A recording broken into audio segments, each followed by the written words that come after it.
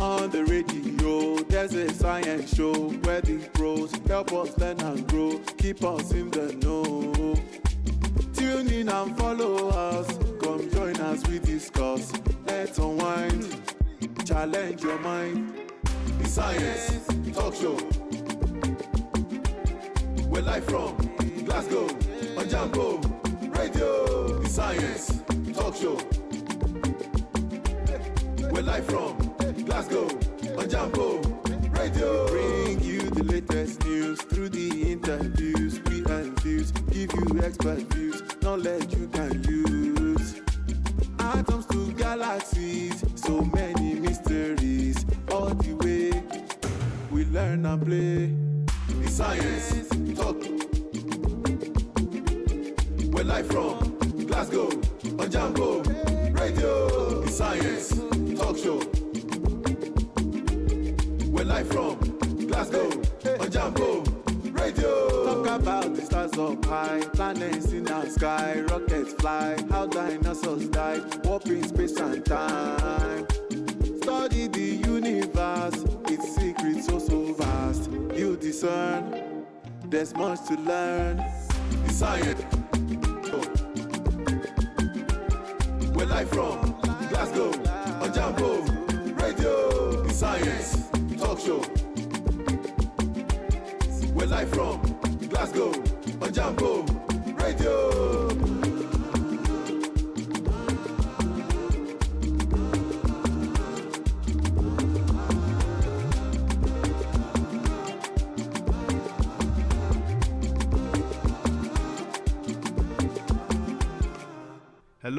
Hello, and welcome to a brand new episode of The Science Show with Dr. Dada on Jambo Radio Scotland, broadcasting from the city of Glasgow. Today's show will have an interesting topic, as usual, and the topic for today is what happens when light meets flesh, a dive into biophotonics. So that's the question of the week as well. What happens when light meets flesh, a dive into biophotonics? Well, I'm your host, Dr. Adetunmise Dada, and this is the Science Show on Jambo Radio Scotland, broadcasting live from Glasgow. And don't forget, you can listen to us on DAB, and you can also listen and watch us live at jamboradio.co.uk. And we invite you to follow the Jambo Radio Scotland channel on YouTube for access to episodes and updates on our show. So, today, what are we going to enjoy? What will we cover in today's episode? Well, as usual, we'll start with the science news highlights, where we'll be looking at different headlines from all over the world in the field of science. And we're going to have an interview with our guest. And today our guest is, you guessed it, a biophotonics expert. So that's going to be interesting.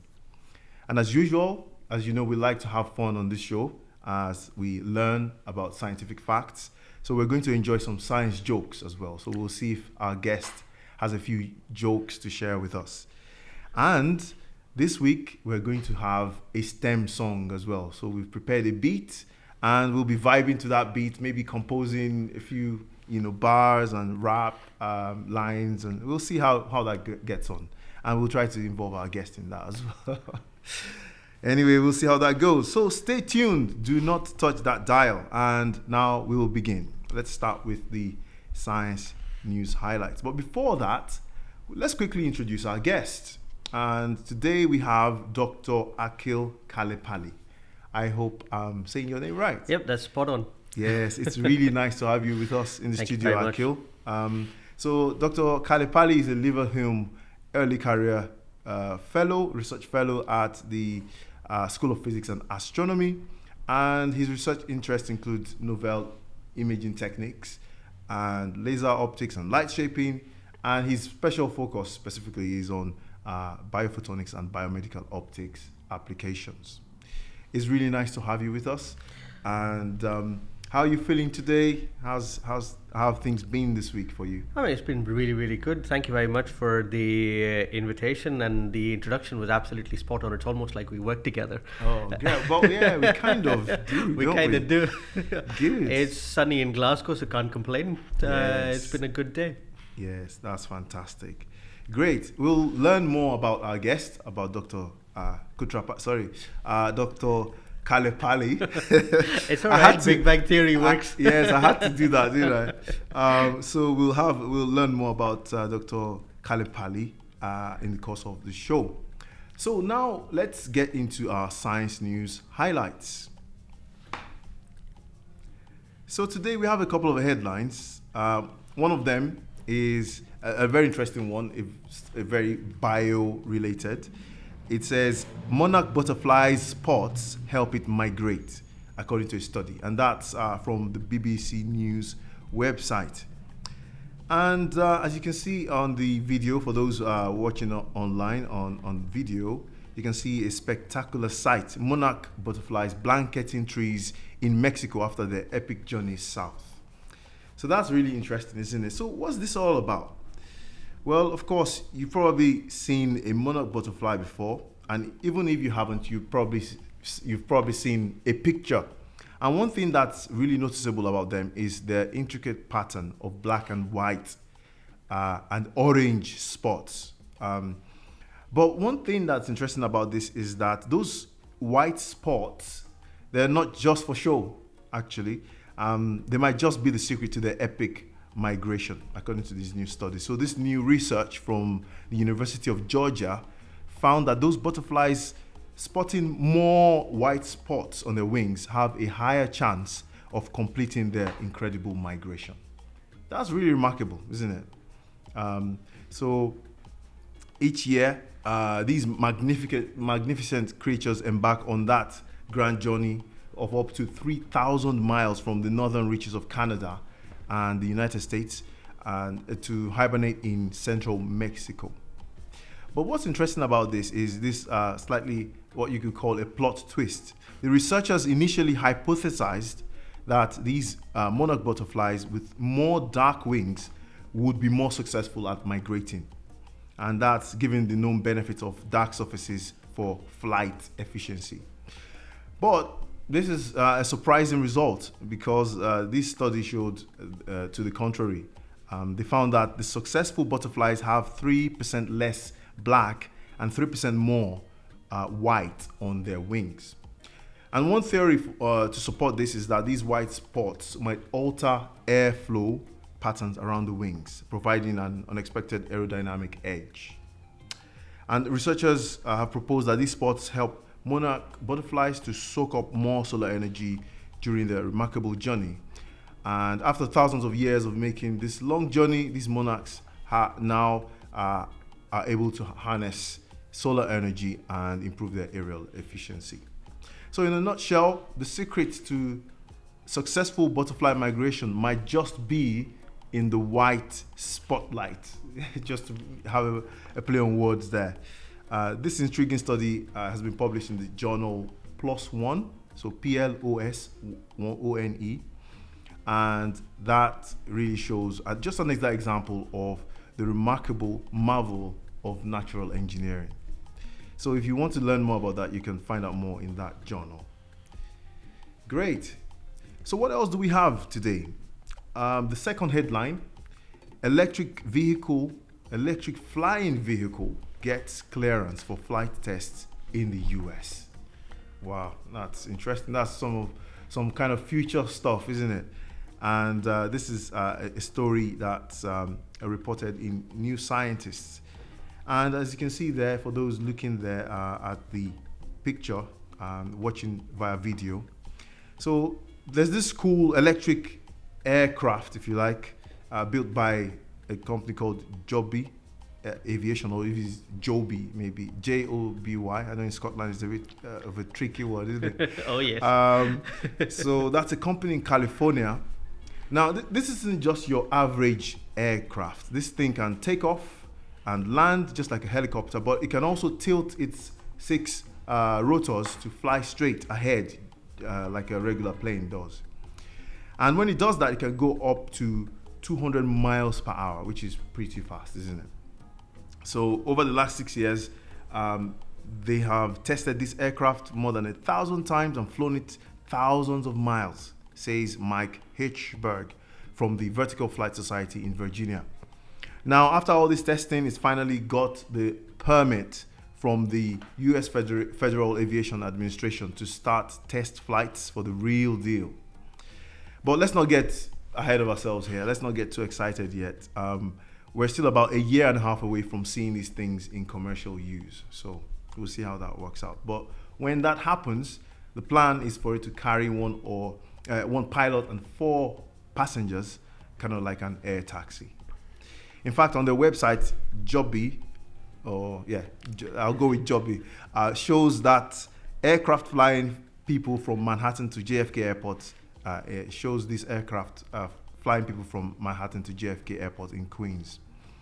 And they've even teamed up with airlines like Delta Airlines to explore this idea. So this is quite interesting. Well, you can look that up in New Scientist to learn more about this development. Now, this one is quite interesting. This next headline: smart drugs, not so smart after all. Now, within the ever-expanding frontiers of cognitive science, researchers are constantly and tirelessly looking for, the effects of pharmaceutical cognitive enhancers on complex tasks we encounter in our daily lives. And this new study, published in June 2023, in an issue of Science Advances, offers a very interesting insight into the subject. Now, these so-called smart drugs, they're substances such as, just giving some examples, methylphenidate, dextroamphetamine, and modafinil rather. These are increasingly used by people who are seeking to augment their smartness or cognitive performance. Now, these drugs were intended to originally treat conditions like ADHD, narcolepsy, and so on. But people are starting to use them in this kind of off-label way in more and more instances.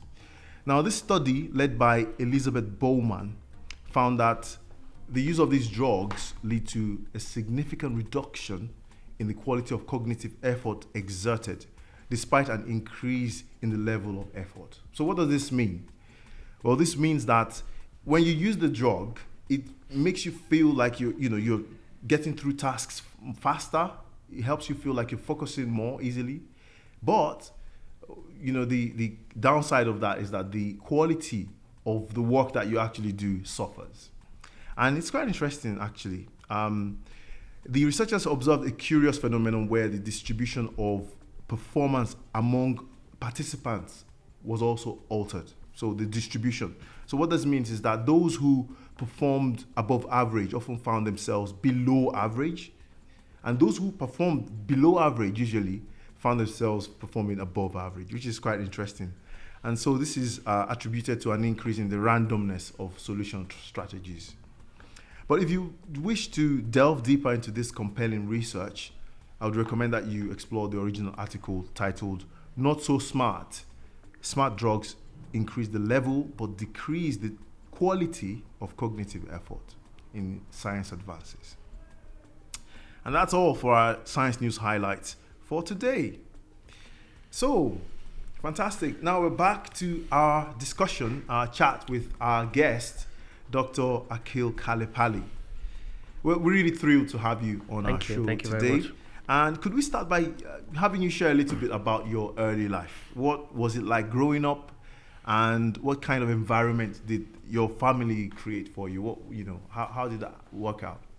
So it's it's very interesting because I've had a very humble beginning. I'm originally from India, from a little town on the eastern coast in India. It's significant for many reasons, but obviously something that's not very well known outside of India itself. Did a multitude of programs to basically get to where I am right now, and it's been an interesting journey because I started off doing my bachelor's in my hometown, looking at remote sensing and satellite imaging. Cool. So that was the original plan, let's say.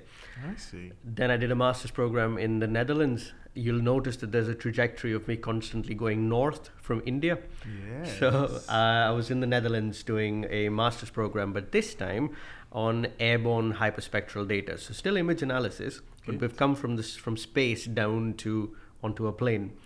And for my PhD, the opportunity I had was, can we get even closer? So I started doing biophotonics for my PhD itself.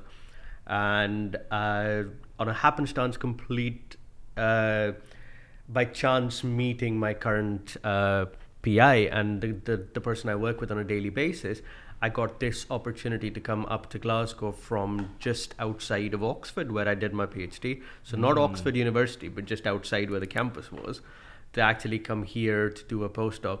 And I got my contract, I think, on the last couple of days of February 2020. And we all know what happened from March 2020 onwards. So We do indeed. it was a lucky opportunity for me. Wow, that's interesting. Fantastic. And as we journey a little bit further back, could you tell us your experiences in school? What was that like? You said it was in India. What was that like, just studying then? It was very interesting because my school was a very good school in my hometown. It still is, thankfully. Good. And we basically had an education that was all surrounded around English. English was the first language, so that was majority of my experiences as well. Good. Focused on sciences, focused on math, focused on most of the STEM education that effectively brought me to where I am right now.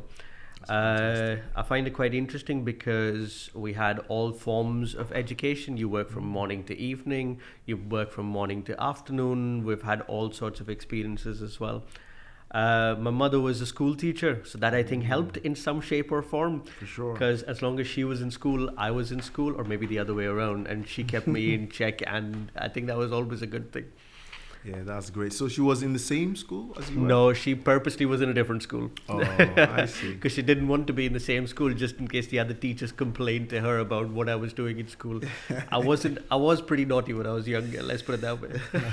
I'm sure to an extent we all were. Yeah, absolutely. Good. So were there any defining moments or special memories that have stuck with you through the years from, when you were in India? I think it's more in general of an experience. So my education was, so I've got a couple of learnings that I carry through with the rest of my life. It was a very humble beginning, so I always know where I came from, and that is always very important for me. And also, I think during the last 6 months of my undergraduate program, a professor who was still very, very influential in my life, I had a conversation with him about, yes, I want to do research for the rest of my life. He sat me down, and I think he had the most honest conversation about what a career in research was going to be like, what a STEM career was going to be like. That's fantastic. And I think that influence was effectively pivotal in shaping the journey that I actually took there on as well. Because I think it's always been the influence of the people in my life more than anything specific. The people I've surrounded myself with, the people who've been a good influence in my life. Some of them who even pushed me in different directions, but I think it was good in the grand scheme of things. So there's never a bad experience. There's just learnings from them. That's fantastic. I'm really glad you highlighted that. Absolutely. And I'm sure a lot of our listeners, some of them young, you know, in the stage where you were at that time. Yep, absolutely. They can borrow a leaf from that as well. Absolutely. That's great. Fantastic. So let's talk a little bit more then about your journey in higher education now. Could you please share some of your experiences during your undergraduate studies? What was that like? So the undergraduate studies was an interesting experience. Our course, when I did it, was probably the second or third batch in the university who did that course. We were looking at things like how can we use satellite imaging for data analysis, how can we use airborne data, mapping data, and all of that to basically create more information, more what would originally have been the first or the early versions of Google Maps. Yeah. And that was what we were trying to produce from our education.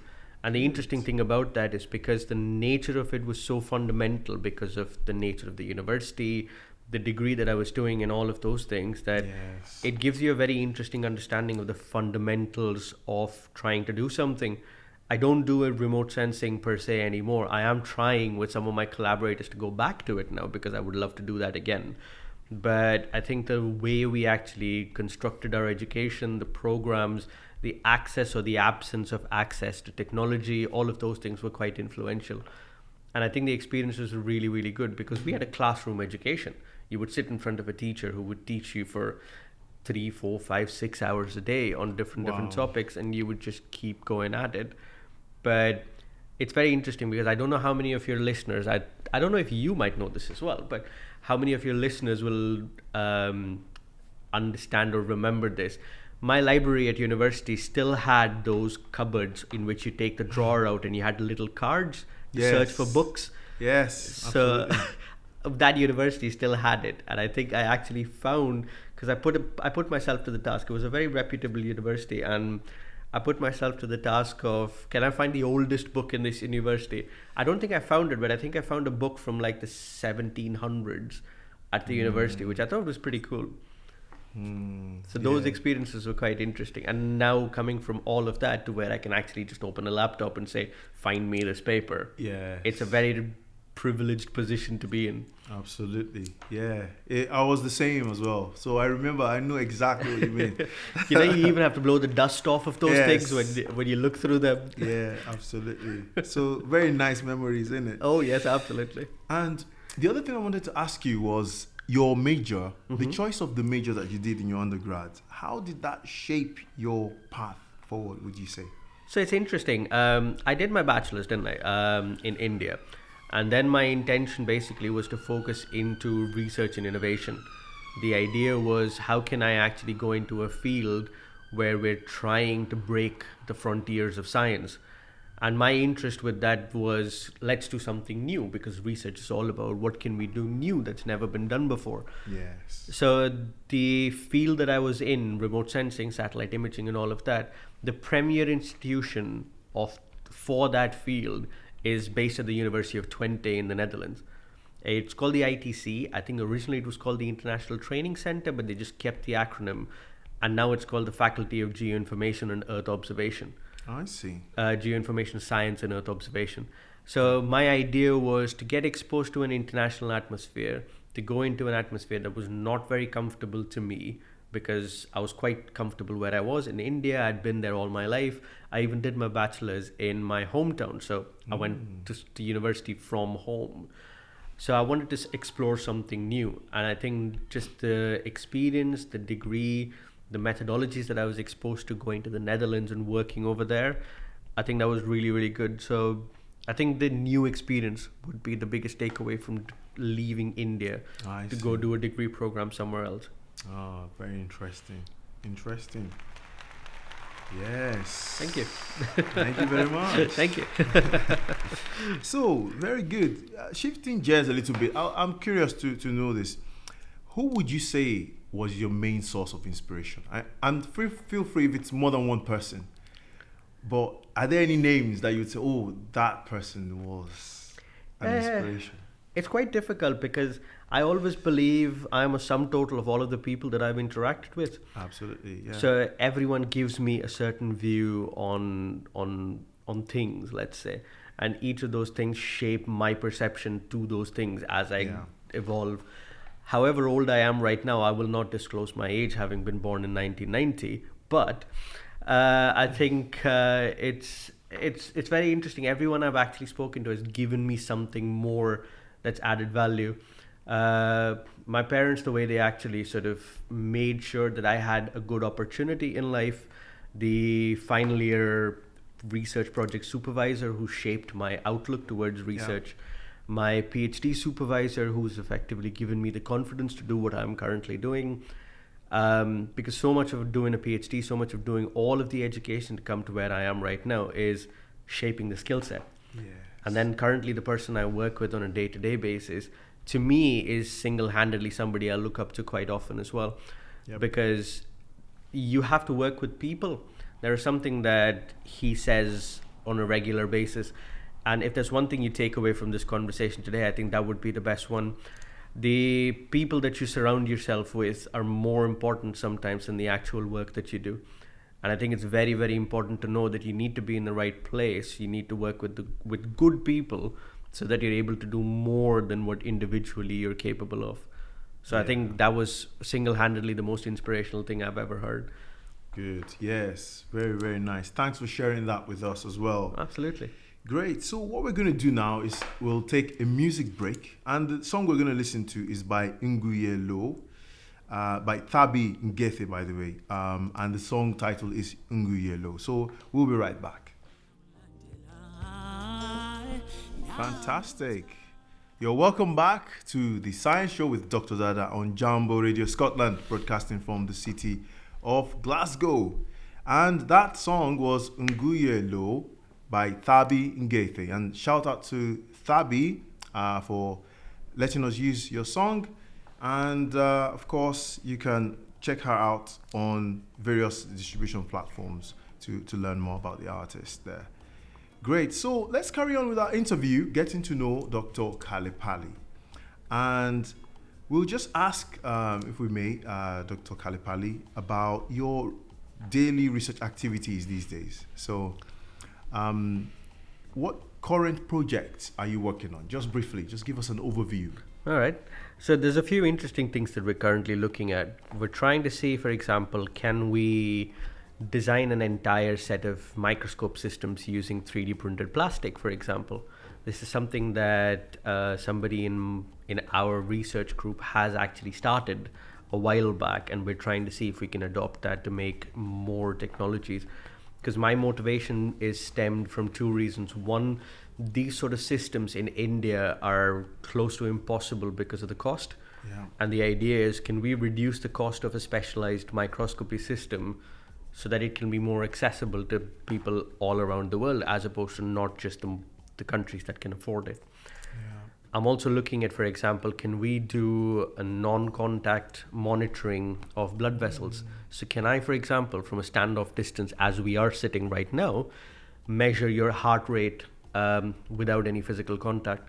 So you've been to an emergency room, right? Surely you've been to a hospital at some point. Yes? Oh, yes. So Yeah, indeed. as soon as you go, the first thing that they do is they plug a little device on your finger, and it gives them your heart rate and your oxygen saturation and all of those technologies, Yep. all of those details, from that technology. We're trying to do the same thing, but without physical contact. Good. And finally, the other thing that I'm interested in is, can we improve the resolution of an imaging system by using camera systems that effectively have only 1 pixel? So not the Good. number of megapixel that your iPhone or your Samsung phone has, but 1 pixel. That's interesting. Single pixel imaging. Is that right? Yep, that's single pixel imaging. Excellent. Oh, that's interesting. That's really, really interesting. So I want to ask you a question. Hypothetically, if STEM or research wasn't your calling, Yep. what career path do you think you would have found yourself in? Oh, I think I floated around a couple of things. I thought I'd give a hand at economics a long time ago, before my first degree. So that would have been an interesting choice. I'm okay at math. I'm not the best at it, so I don't know if that's for me or not. I've really enjoyed speaking, so I'm sort of quite happy, quite open. I've said this to people before as well, and I've said this to you at some point. I've never met a microphone I did not like. So I think I would actually love to have some sort of an interaction or presence in, for example, public speaking as well, and engagement and things like that. To an extent, I've started to do something about that, but obviously I'm sure we'll talk about it at some point. Yes, I think we will. Yep. I think we will indeed. That's great. And what scientific problems would you say wake you up, keep you up at night, or wake you up in the morning, if you like? So I quite like the fact that we have an experimental research lab, and we're doing something in that sphere, because it's quite easy to touch and feel and see whether you're doing something right or wrong. That's something that I enjoy quite a lot. One of the problems that I've been looking at recently is we have a collaboration right now with facial reconstruction surgeons. And the idea is, after skin transplant has been done in the operation theater, how can you monitor if the transplanted skin actually has healthy blood flow? And one of the things that we're trying to do is, can we make a device that actually does that? Now imagine if a nursing staff member or a medical personnel has to check that on a day-to-day basis. Instead, if you could have a machine that actually gives you on a scale of 1 to 10, 10 everything's fine, 5 something's wrong, those are the sort of problems that I'm interested in. Highly translational, how can we take things to a hospital? How can we take things to a clinic? Yes. That is basically the motivation. That's great. That's really, really good. Thanks for Thank that. you. And that takes us, I think, to our question for the week. What happens when light meets flesh? You kind of touched on that Yes. your previous comment there. So let's take a dive now into biophotonics. So can you give us a simple explanation of what biophotonics is and why it's important? Right. So I'll give you 2 examples. One is an idea and the other one is a quick exercise. So for the second thing, the exercise, I'd like you and all of your listeners to take out their phone and switch the flashlight on the torch, on the phone. Now the first thing is the lights that we're currently sitting underneath are extremely safe. You can only have 1 X-ray a year or 2 X-rays a year because it's harmful radiation. But the lights that we sit underneath every single day, those are safe. So what if you could use that light to actually make diagnostics? If you could actually use that light to understand what's wrong. Imagine a time in the future, somewhere, sometime, where you go into a GP's office and you sit in a chair, they flick a switch on and a device scans you, and using safe light that they're able to tell what's wrong, or at least monitor what your vital signs are and things like that. And that sort of a monitoring mechanism can be done how many ever number of times, how often as you want, completely safely. There's already bits and pieces of that in an Apple Watch or a smartwatch per se. Yeah, absolutely, yeah. And the second thing that I'd mentioned just on that, so if you have your torchlight on, put your finger over it. And as soon as you put your finger over your torchlight, you'll see that your finger is glowing red. Now that's because the white light that's coming out of your phone has blue, green, and red colors mixed in it. However, the blue and the green get absorbed in your body, and red is able to come through an entire finger. So we're actually trying to use red and sometimes near infrared light, which is invisible to the human eye, to actually do medical diagnostics. And it's a very simple way of understanding what light can do, because if it can penetrate through an entire finger, it can actually look at what's happening in that finger. That's really, really cool. That's really interesting.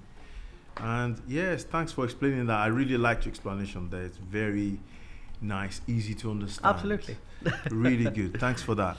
And the concept of light transport through biological tissues, how does that work?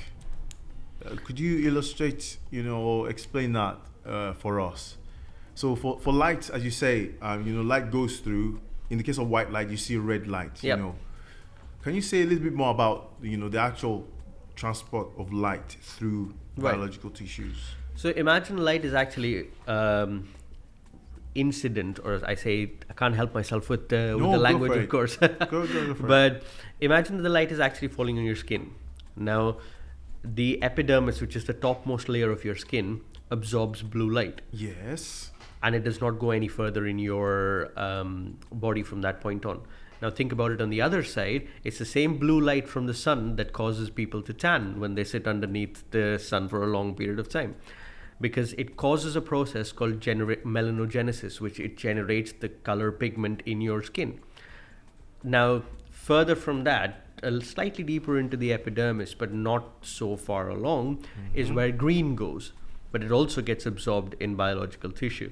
Now, these 2 wavelengths have a tendency of causing a biological reaction, which is why, for example, there's a lot of lasers that are used to cut that actually use these wavelengths. Yes. Now, if you go into the longer wavelengths of light, red, for example, it's actually able to sort of, imagine you're driving through a very busy road and your car is trying to go left into a lane and then right into a lane, and you're going through all of that traffic in order to get to a point where you're actually trying to actually go through the traffic, basically. Yes. So that sort of thing is what red does when it tries to go through the whole tissue.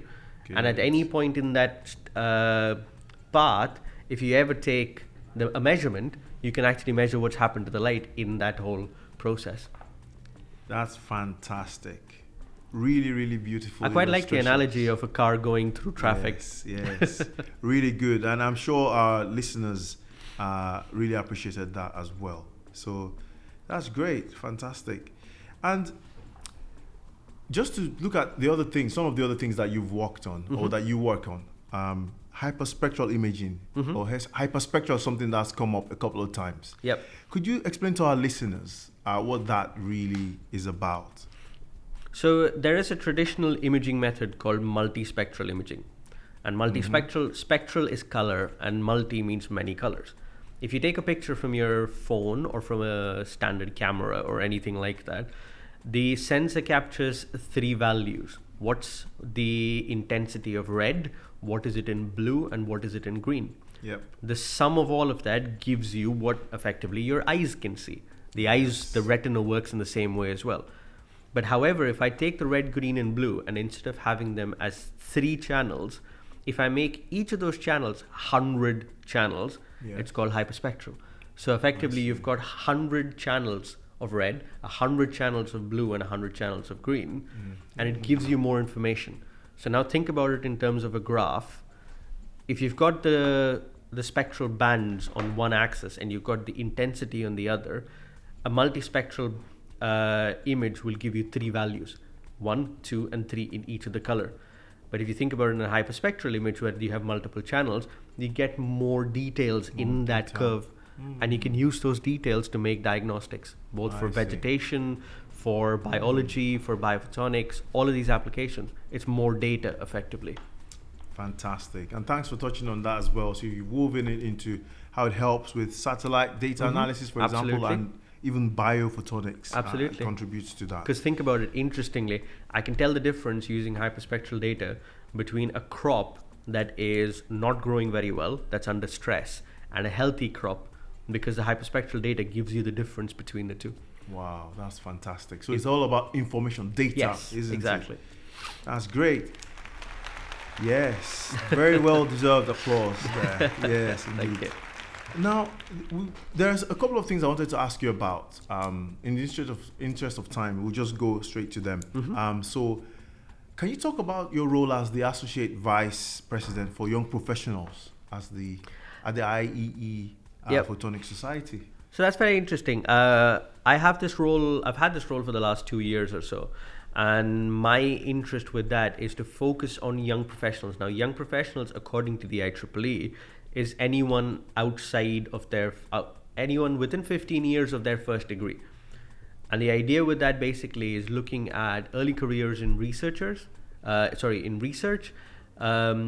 career members in industry, looking at people who are technicians, looking at people who are researchers, staff, all across the sphere of research and innovation itself. What is important to them? Is it training? Is it education? Is it skill sets? Is it mental health related issues? All of those things, whatever is important to them, is effectively what I am championing within the IEEE Photonics Society. I see. And it's looking after people who are very early in their career, the members of the society itself. That's nice work. Absolutely. Thank you. Well done. That's great.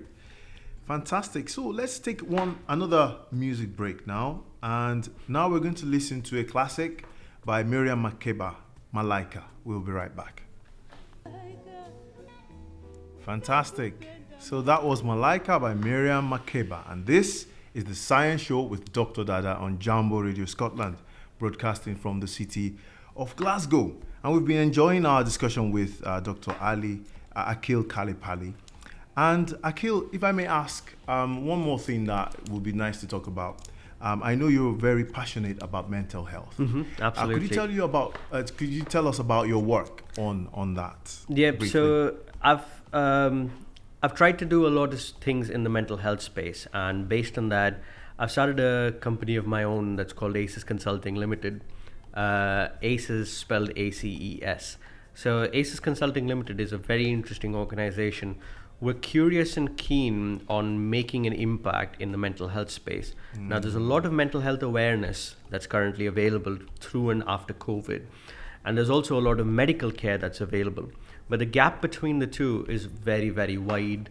So what my organization does is we've not only designed programs that are relevant across industry, academia, and all spheres, relevant to the mental health questions that we ask ourselves every single day, but we've also designed bespoke journals, notebooks, and things like that. Things that people who attend the workshops can walk away with and continue to work on their mental health.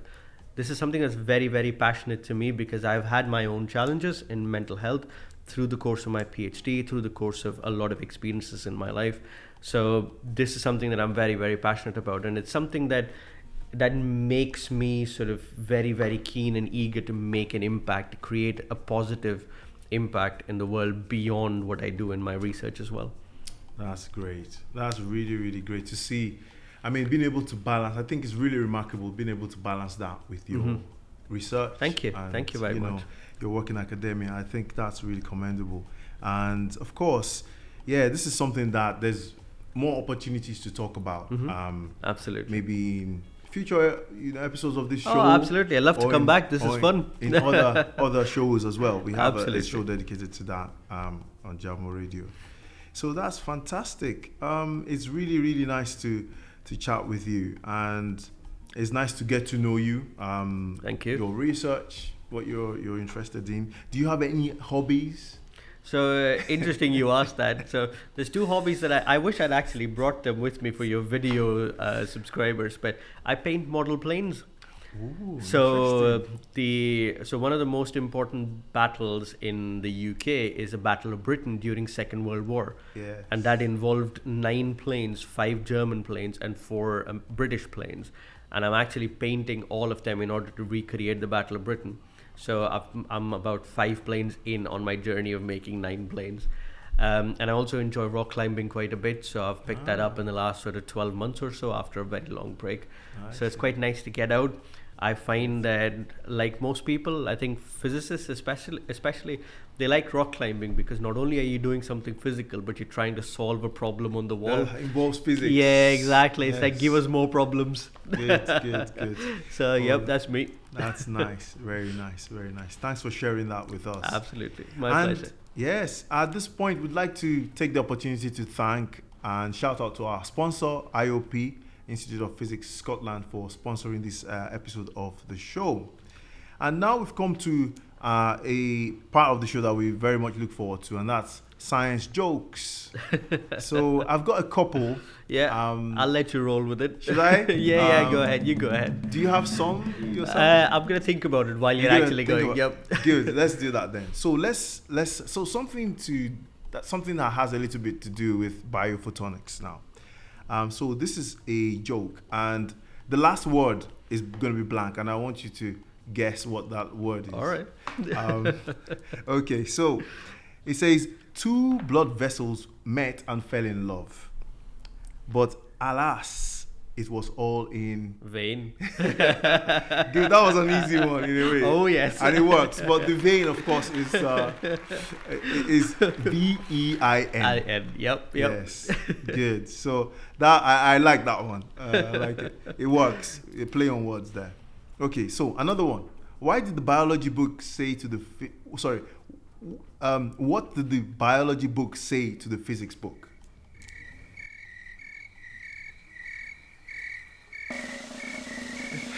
So okay, I'll give you the sentence and get you to fill the last word. So he said, "You always cause such a Pain.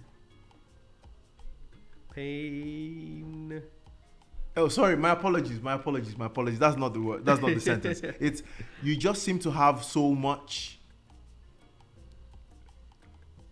potential." Ah, brilliant. Of course, many other words could have worked as well. I was thinking loss, but spelled laws. Yeah. So the one I mentioned before is for this next one. So what did the biology book say to the chemistry book? You always cause such a dash Bang, pain, reaction. So for the physics was potential, and Yep, for the chemistry absolutely. was reaction. Okay, now this one. Why did the photon break up with the electron? because it got tired of being kept in the Neutral? No, in the neutron. in the dark. Of course. Of course, you know, when an electron is excited to a higher level, there's no light, right? I mean, Of course, yeah. It has the energy, but it's, you know, it only releases light, the photon, when it drops to a lower energy level and so on. But anyway, it's just all silly jokes, play on words, and most of them are dry, usually, as expected. Hey, the first one was really good. The 2 blood vessels were really good. I got it instantly. Yes, indeed. So, fantastic. So, let's conclude now with our STEM song for the week. So what we'll do is we'll get our DJ to play the song through, and we'll just vibe to it, do what we can to it. All right? Let's go.